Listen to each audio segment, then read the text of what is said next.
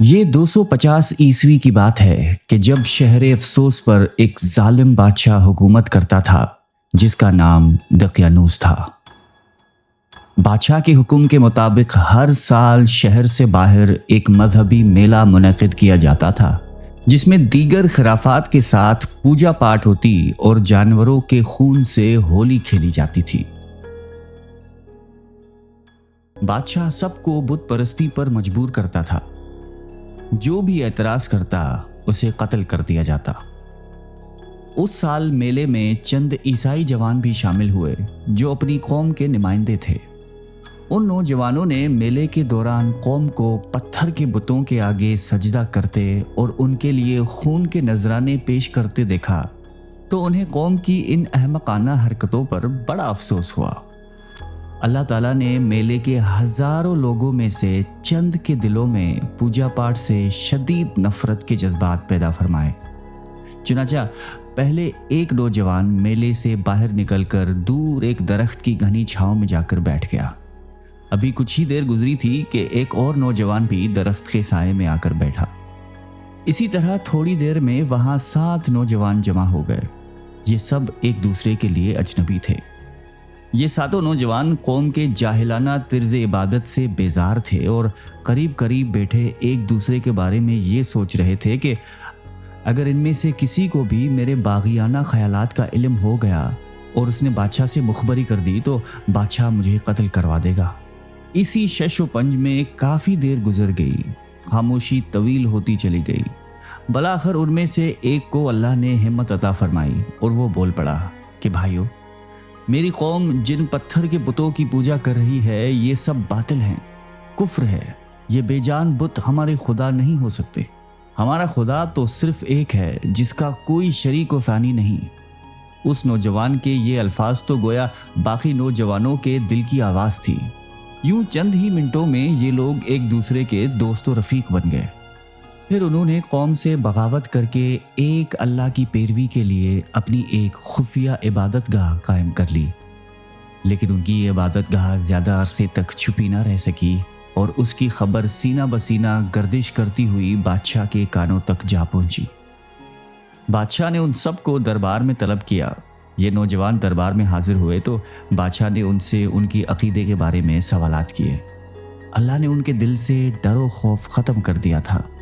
چنانچہ انہوں نے بغیر کسی خوف و خطرے کے نہ صرف اپنا عقیدہ بیان کیا بلکہ بادشاہ کو بھی دعوت دے ڈالی۔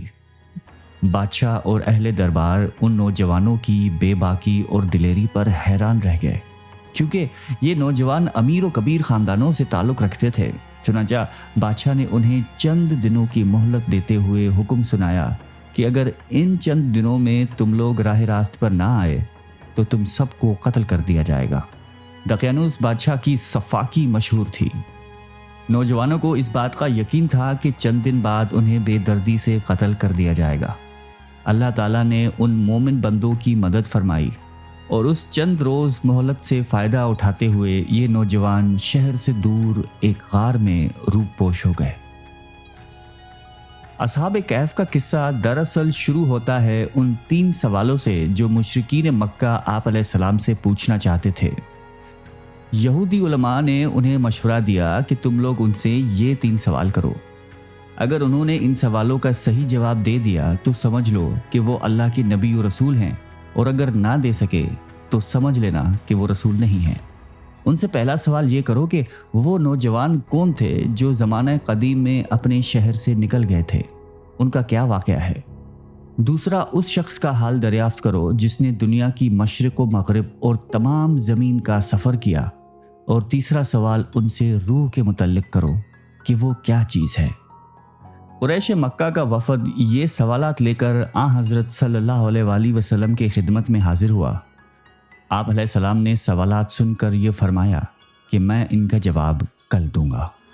یہ تینوں قصے عیسائیوں اور یہودیوں کی تاریخ سے متعلق تھے۔ عرب میں ان کا کوئی چرچا نہیں تھا، اس لیے اہل کتاب نے امتحان کے غرض سے ان کا انتخاب کیا تھا تاکہ یہ بات کھل جائے کہ واقعی محمد صلی اللہ علیہ وآلہ وسلم کے پاس کوئی غیبی ذریعہ علم ہے یا نہیں۔ مگر اللہ تعالیٰ نے صرف یہ نہیں کہ اپنے نبی کے زبان سے ان سوالات کا پورا جواب دیا، بلکہ ان کے اپنے پوچھے ہوئے تینوں قصوں کو پوری طرح اس صورتحال پر چسپاں بھی کر دیا جو اس وقت مکہ میں کفر و اسلام کے درمیان درپیش تھی۔ جس زمانے میں اصحاب کہف یعنی ان خدا پرست نوجوانوں کو آبادی سے بھاگ کر پہاڑوں میں پناہ لینی پڑی تھی، اس وقت اس شہر کو بت پرستی اور جادوگری کا سب سے بڑا مرکز سمجھا جاتا تھا۔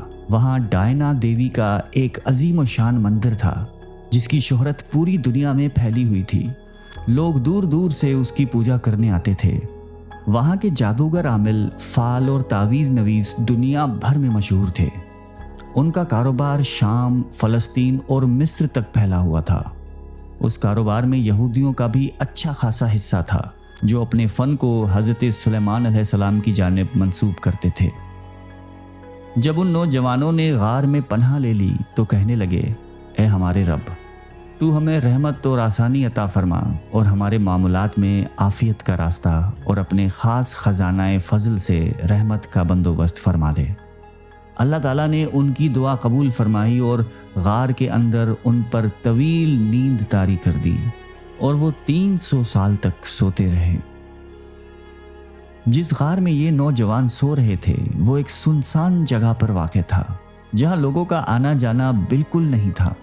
اس کے ساتھ ساتھ اللہ تعالیٰ نے فرشتوں کے ذریعے ان کی نیند کے دوران کروٹیں بدلنے کا اہتمام بھی فرمایا ہوا تھا۔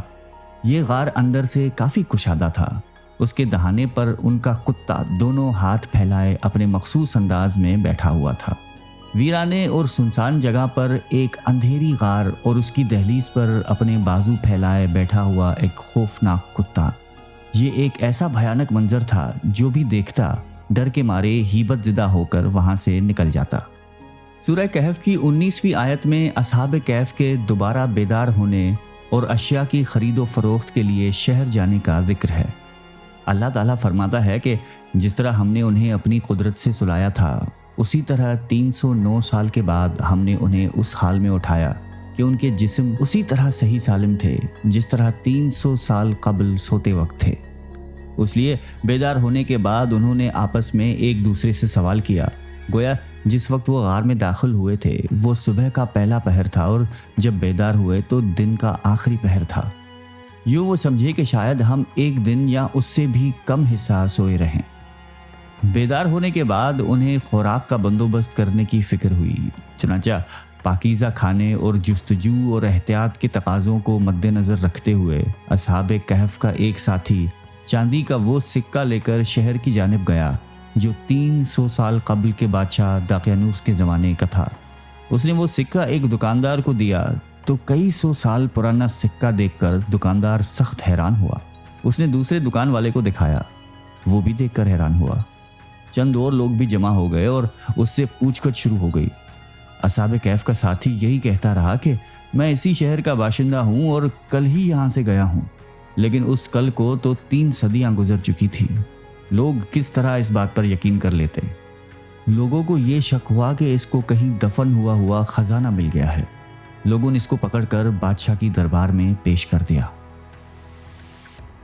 اصحاب کہف کے غار میں جانے کے وقت جو ظالم بادشاہ اس شہر پر مسلط تھا، اسے مرے ہوئے صدیاں بیت گئی تھیں، اور اس وقت اس مملکت پر توحید پر یقین رکھنے والے ایک نیک اور صالح بادشاہ کی حکومت تھی۔